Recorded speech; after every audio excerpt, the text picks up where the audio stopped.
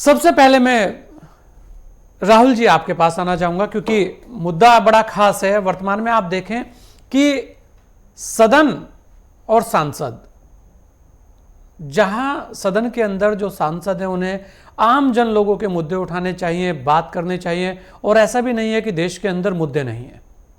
बात होनी चाहिए, बहस होनी चाहिए, चर्चा होनी चाहिए, उसका समाधान निकलने की बात होनी चाहिए, क्योंकि करोड़ों रुपया लगता है। आज जिस तरीके का माहौल वहां दिख रहा है, ये एक परंपरा सी बन चुकी है। ऐसा नहीं है कि इसमें कोई अब की बार का विपक्ष ही इसका हकदार है सारी गलतियों का। हर बार ऐसा ही लगभग देखने को मिलता है हमें।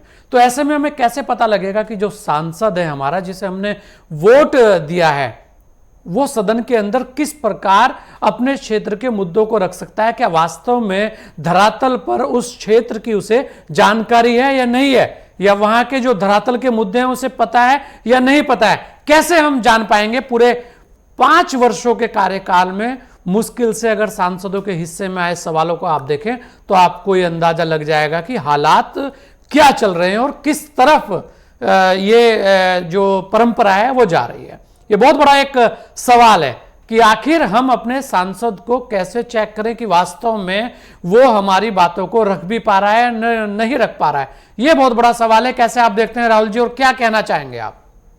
देखिए, आपने एक बड़ी गंभीर चीज कही कि जो ये परंपरा है, गलत सी एक परंपरा स्थापित हो गई है भारत में कि विपक्ष एक तरह से वो लगातार संसद के कार्रवाई में जो है कि बाधा डालता है और उसके बाद जो है कि कार्रवाई चल नहीं पाती है। क्योंकि यूपीए के समय में भी हम लोग देख रहे थे कि कई सारे सत्र जो है, चाहे वो उसमें कॉमनवेल्थ घोटाले के मामले उठते थे, 2G स्पेक्ट्रम को घोटाले का मामला उठता था और इस तरह से कार्रवाई बाधित रहती थी।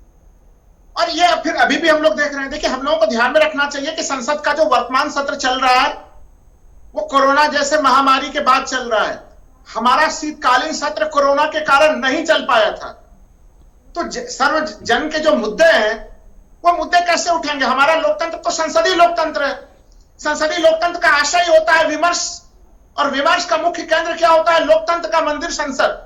तो संसद के भीतर जो है कि वो विमर्श का मुख्य केंद्र होता है। लेकिन अगर इस तरह की स्थितियां होती हैं तो उसमें तो फिर विमर्श ही वो गोल हो जाता है। तो ये सरकार की और विपक्ष दोनों की जिम्मेवारी बनती है कि वो संसद के सत्र को चलाए। क्योंकि जो आपका सवाल है कि जिस जनप्रतिनिधि को हमने चुना है, जिस सांसद को हमने चुना है कि वो लोकसभा में हमारी आवाज बुलंद करेगा, उसको प्रथम दृष्टया तो आवाज बुलंद करने का मौका ही नहीं मिल रहा है कि वो हमारे क्षेत्रीय मुद्दों को वो उठा सके। वो और क्या वो ऐसा उठाने की क्षमता रखता है या नहीं रखता है वो भी हमें पता नहीं चल रहा। लेकिन 2-3 चीजें समझनी पड़ेगी। एक तो संसद के सत्र लगातार पहले से छोटे हो जा रहे हैं, वो हंगामे की भेंट चढ़ जा रहे हैं। आप जो कानून पारित कर रहे हैं वो मुश्किल से 6-7 मिनट एक कानून को पारित करने में समय लग रहा है। तो क्या हमारे सांसद जिसको हमने चुन के भेजा है अपने क्षेत्र में, क्या वो एक सही और एक स्वस्थ डिबेट में वो भाग लेने की भी योग्यता रखता है कि नहीं रखता है? क्षेत्र के लोगों को तो संजय जी ये भी पता नहीं चल पाएगा। तो मूल बात यह है कि इस पूरे प्रकरण में जनता के मुद्दे और संसद का महत्व भी घट रहा है।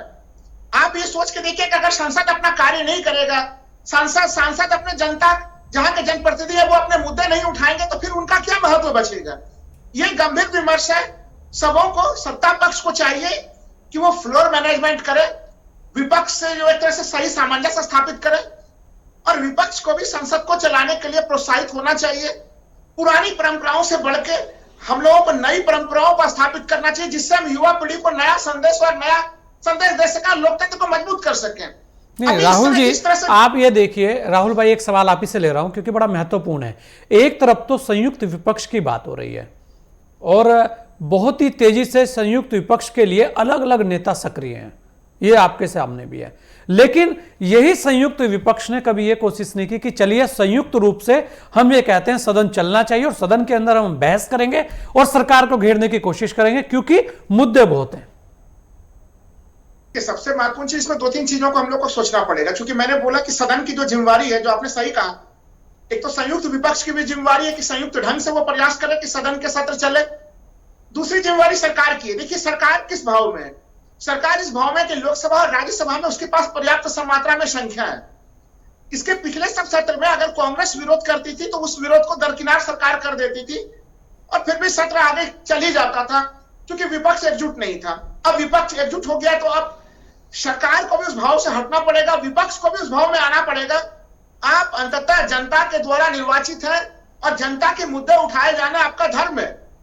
हाँ, अब विपक्ष के अगर ये चीज कहती है कि वो किसी मुद्दे पर चर्चा करना चाहती है और सरकार उसको चर्चा नहीं होने देती है, विरोध का ये परंपरागत तरीका रहा है, लेकिन इस परंपरागत तरीका से कुछ नए सोचने की जरूरत है, जहां पे कि आप डिबेट रियल में होने की परिस्थितियां बने, क्योंकि इस स्थिति का लाभ तो सरकार भी ले रही है।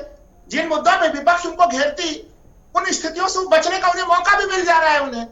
तो ये एक अजीबोगरीब सी स्थिति है।